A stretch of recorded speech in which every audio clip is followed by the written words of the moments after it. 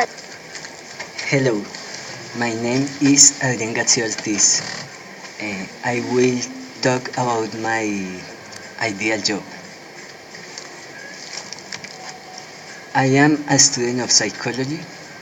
I have always liked the social science and the understanding of human behavior.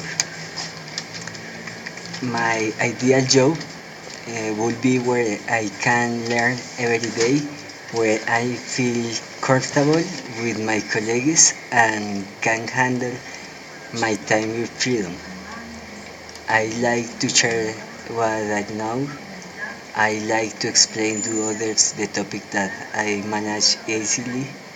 I am open minded and I like debate and argumentation.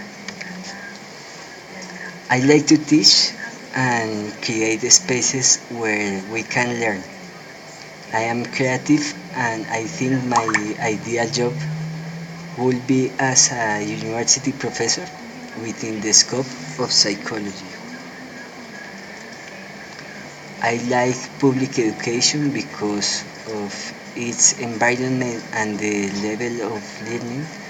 I want to meet many people, learn from them, travel around my country and the world, living in different experiences. I will prepare myself very well to fulfill my dream. Thank you.